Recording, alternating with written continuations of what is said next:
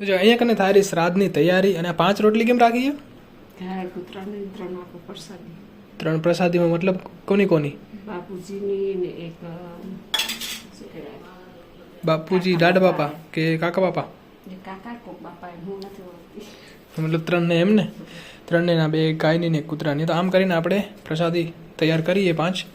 હવે આપણે આને બારે રાખવાની છે. Okay so hello good morning and welcome back to my YouTube channel. આજનો દિવસ એકદમ મસ્ત. આકાશમાં વાદળા આવી ગયા અને અંબાલાલની આગાહીના હિસાબે મને લાગ્યું કે નવરાત્રીના અંદર વરસાદ શાયદ પડી શકે કેમ કે આ જો માહોલ મસ્ત થઈ ગયો વળી પાછો. તમને ખબર હશે 5 રોટલી છે નહીં?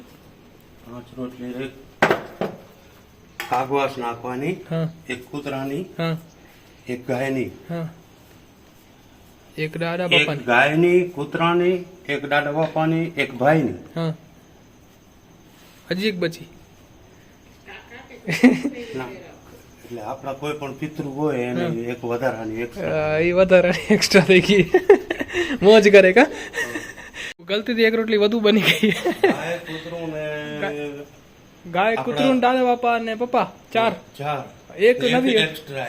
એક કોઈ પણ પિતૃ આપણા ધ્યાનમાં હોય કે ન હોય તો એને જ માઠું ન લાગે એમ. ભેગા આવતા હો તો એક્સ્ટ્રા હોય તો વાંધો નહીં, જમી જાય એમ.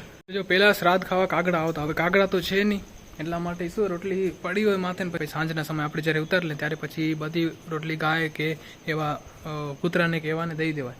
પહેલાં તો કાગડા હતા એટલે બોલાતા તો કાગડા આવતા. હવે કાગડા તો છે નહીં, કાગડા બધા સિટીમાં ભાગી ગયા, ગામડામાં કોઈ બચ્યું નથી. તો હવે આપને આ પ્રસાદ જે છે એ બધો અહીંયા ચડાવવાનો હોય નડિયા માથે. તો જો નડિયા માથે સેટિંગ ના થયું તો હવે અહીંયા કને કેરા, અહીંયા કને ધોઈને અહીંયા રાખશું આપણે. બધું કાંઈ વાંધો નહીં.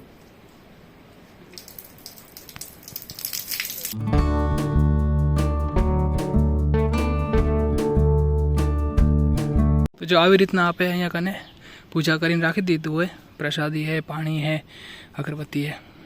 તો હવે આપણા જે બી પિતૃ હોય આવીને જમશે અને પછી પાણીથી ચડું કરીને પાછા સ્વર્ગવાસ. અને જો આ સાઈડથી કેવી અંધાર ચડીએ હે ને. તો જો આજે શ્રાદ્ધ હતું તો આપણે નિયાળીના રૂપમાં આપણા ઘરે ફઈ લોકોને આવ્યા હતા. આમ તો અમારા 12 ખણ જેટલા ફઈએ કાકાઈને અમારા સગા ફઈ થઈને આપણે ગામમાં 2 જ ફઈએ તો 2 ફઈ જમવા આવ્યા હતા અને પછી એને જમાડીને આપીએ છીએ. શ્રાદ્ધનો કાર્યક્રમ હતો એ પૂરો કર્યો હતો. અને હાલ હમણાં કંઈક વાગેરા પછાડના 5:15 અને રાઘવી એનું હોમવર્ક કરવા બેઠી છે. અને આ ટેબલ એને મેળામાંથી લીધી હતી અને આ ટેબલમાંથી બેઠા હોય તો એમ લાગે કે જાણે મહારાજ વ્યાસપીઠમાં ના બેઠા હોય કથા કરવા એવું લાગે. તો જો સાંજ થવા આવીએ તો ગાયનો ટાઈમ થઈ ગયો, ગાયો આવશે એટલા માટે આપણે વિચાર કર્યો કે જે આપણે શ્રાદ્ધવાળો જે પ્રસાદી રાખી હતી માથે એ હવે ઉતારીને પાછી આપણે ગાયોને દઈ દઈએ. તો જો આવું કંઈક થઈ ગયું હોય સાંજના સમયે હે ને. રોટલી કડક થઈ ગઈ હશે, કાંઈ ખાઈ નથી ગયા. કોઈ ના ખાય, કોઈ ખાય. કાગડા આપતા નથી. બિલાડી નથી આવી ને ખાઈ ગયું. લગભગ તમારા હાથનું ભાવતું નહીં હોય. મને ગિરાયતી બનાવીને ખાય. તો પનીર બટર મસાલા ને એવું દેવું ખપે ને, આવામાં શું હોય. આવતી ફેર એમ. હાલો.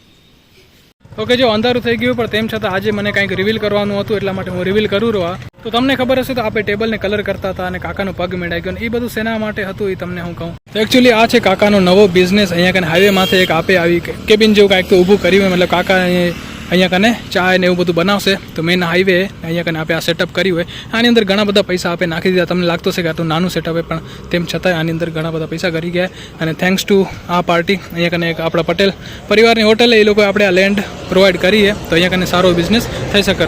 એકચ્યુઅલી અમારો શું પ્લાન હતો કે જે પાછળ જે લાઈન હોય ત્યાં દુકાન અમે રાખવાના હતા પણ એ બહુ અંદર થઈ જતી હતી એટલા માટે પછી બારે અહીંયા કને સેટઅપ કર્યું. અને હજુ કામ બાકી છે. મને એમ હતું કે ફાઇનલ બધું થઈ જશે પછી રિવીલ કરીશ પણ ઠીક છે, હાલ જેટલું કામ થયું એટલામાં જ તમને બતાવી દઉં. હવે આનું ઓપનિંગમાં એમ હતું કે ઓપનિંગ ઓલરેડી થઈ ગઈ છે. જે દીવો કરવાનો, પૂજા કરવાની એ થઈ ગઈ. શરાતથી પહેલાં જ થઈ ગયું. અમને એમ હતું 5 ગામનો જમણવારો હોય. 5 ગામનો જમણવારો એ કરી નાખશું સમજે, હાલશે તો વાંધો નથી. એટલે મેં પહેલા વ્લોગમાં વાત કરી હતી કે કાકાને જમણવારો ચાય બનાવવાનો ઘણો શોખ કે જેમ મને વ્લોગ બનાવવાનો, વિડીયો બનાવવાનો શોખ એમ કાકાને એ બધી વસ્તુમાં ઇન્ટરેસ્ટ છે. તો પહેલાં આપણી ટપરી ને ઉમાં હતી વિરાણીમાં ને હવે આપણે શિફ્ટ કરીએ અહીંયા હાઈવે ઉપર.